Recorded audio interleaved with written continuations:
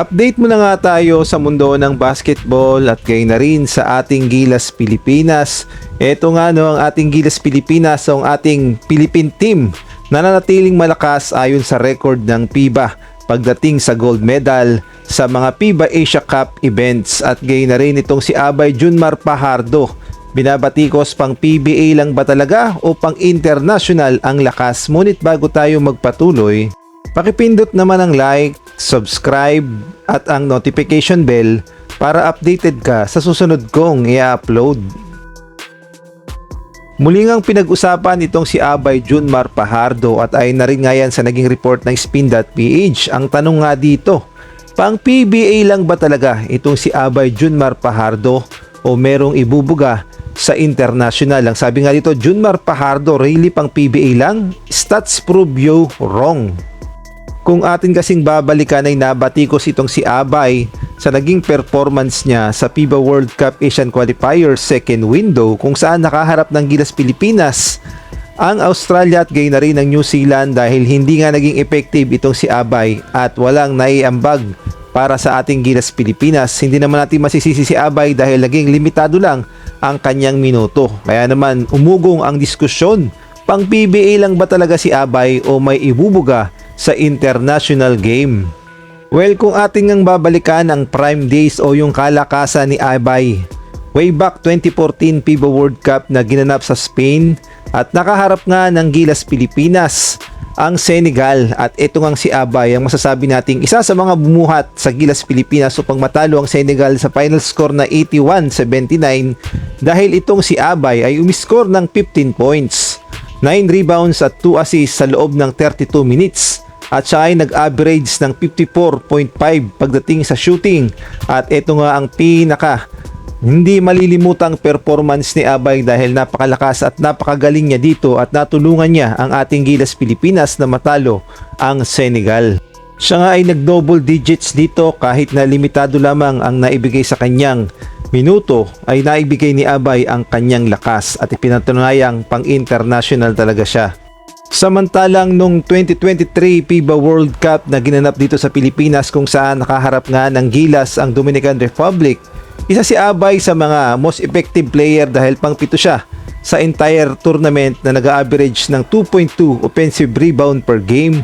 At si Abay nga ay umiscore ng 16 points, 7 rebounds kontra nga sa Dominican Republic. Kaya naman dyan pa lang ay pinatunayan ni Abay na pang-international talaga siya at hindi lang pang PBA. Kaya naman yung mga bumabatikos kay Abay, bago tayo bumatikos sa kanya ay tignan muna natin ang kanyang nagawa at naitulong sa ating national team.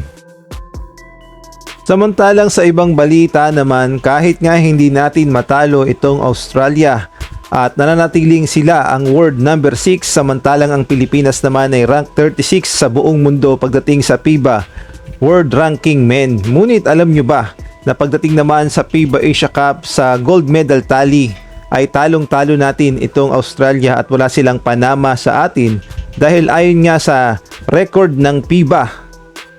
Pagdating sa gold medal sa mga FIBA Asia Cup event, number 2 ang Pilipinas, number 1 ang China with 16 gold. Ito na nga ang Pilipinas with 5 golds at ang Iran pangatlo, 3 golds, at itong Australia pang-apat lamang na may 3 golds, at itong South Korea pang-5, 2 golds, Japan 2 golds, at ang Lebanon ay wala ngang ginto. At minsan na pala nating tinalo ang Australia way back 1974 kung saan nakaharap ng ating national team ang Australia sa isang FIBA event. At dito nga ipinakita ng ating national team ang lakas ng Pilipino. Mantakin nyo, wala pa atang import dito at purong mga Pinoy lamang ang ating ipinadala. At dahil nga sa clutch shot ni Sir Bogs Adornado ay tinalo natin ang Australia sa final score na 100-101. At ito nga yung pinadalang lineup ng ating national team sa FIBA event way back 1974. Ito pala yung FIBA World Championships kung saan kasama sa lineup ng Pilipinas sila Ramon Fernandez, William Adornado, Ricardo Cleopas, Jamie Mariano, Robert Jaworski, Francis Arnaiz, David Regolano, Rosalio Martires, Rogelio Melencio, Alberto Guy Daben, Manuel Faner, Alberto Reynoso at ang kanilang head coach ay si Valentin Eduque. At ito nga yung kwento ni Sir Bogs Adornado. Ang sabi niya nga ay best player daw ng Australia si Eddie Palubinskas na nag-score ng 39 pero tayo pa rin ang nanalo. Ang sabi niya nga last 10 seconds down tayo by 1. Bola natin nag-double screen top of the key. Para sa akin, anticipated ng Australia kaya nag-reverse ako at biglang nawala ang defender ko. Assist ni Francis Arnaiz, 2 points last possession nila pero hindi nakashoot. Kaya naman panalo ang Pilipinas by 1 point by score na 101-100 at si Sir Bogs Adornado ay umiscore ng 20 points.